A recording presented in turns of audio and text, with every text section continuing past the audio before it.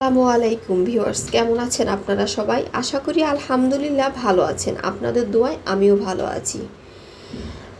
আমাদের পেজে যারা নতুন, এখনও যারা ফলো দেননি, তাদের কাছে আমার রিকোয়েস্ট, আমাদের পেজটাকে ফলো দিয়ে আমাদের পাশে থাকবেন। আজকে আপনাদের জন্য একটা ইসলামিক নতুন ভিডিও নিয়ে আসছি।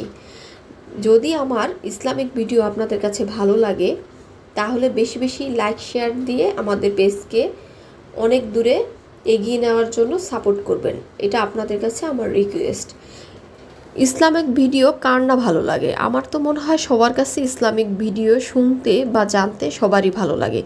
তাই এই কথা চিন্তা করে আপনাদের জন্য নতুন একটা ভিডিও নিয়ে আসছি। আজকের ভিডিওর টপিক হচ্ছে আমার মেয়েরা যে কপালে টিপ পরে এটা ইসলামে কতটুকু জায়েজ, সেটা আজকে আপনাদের সাথে আমি আলোচনা করব। আশা করি আপনারা ভিডিওটি মনোযোগ সহকারে শুনবেন। তো শুরু করা যাক। কপালের টিপ নমরুদের যুগে হযরত ইব্রাহিম আলাইসাল্লামের সময় পতিতা শরণার্থীর চিহ্ন হিসাবে প্রচলন হয়। এই যুগের চরিত্রহীনেরাও সেই চিহ্ন বহন করছে। হযরত ইব্রাহিম আলাইসাল্লামকে আগুনে পুড়িয়ে মারার জন্য নমরুদ একটি 18 মাইলের বিশাল অগ্নিকুণ্ড নির্মাণ করে।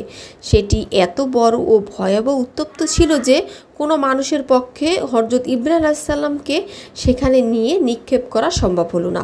অবশেষে একটি চরক বানানো হলো, যার মাধ্যমে হযরত ইব্রাহিম আলাইসাল্লামকে ছুঁড়ে আগুনে নিক্ষেপ করা যায়। কিন্তু মহান আল্লাহ তাআলার নির্দেশে রহমতের ফেরেশতারা চরকের এক পাশে ভর করে থাকায় চরক ঘুরানো যাচ্ছিল না।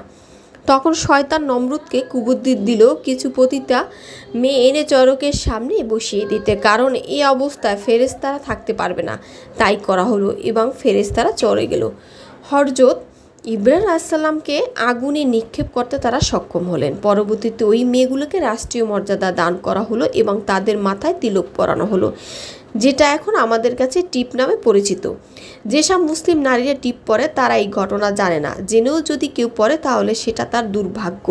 তবে হিন্দুরা টিপ পরে, এটা তাদের ধর্মীয় সংস্কৃতির অংশ। পতিতার পরিচয় বোঝানোর জন্য যে টিপ ব্যবহার করা হতো তা আজ আমাদের উপমহাদেশে মুসলমানদের মধ্যে ফ্যাশনে রূপান্তরিত হয়েছে। ওহ মুসলিম মা বোনেরা, এই সত্য কথাটা জানার পরও কি আপনি আপনাদের কপালে টিপ পরবেন? সুতরাং এই অবমাননাকর চিহ্নটি মুসলিম মা বোনেরা এড়িয়ে চলুন। এরকম সুন্দর সুন্দর ভিডিও যদি আপনারা শুনতে চান তাহলে বেশি বেশি আমাদের পেজকে লাইক শেয়ার দিয়ে আমাদের পাশে থাকবেন। আজকের মতো আমার ভিডিও এখানে শেষ করছি। আপনারা সুস্থ থাকবেন, ভালো থাকবেন এই কামনা করি। আসসালামু আলাইকুম।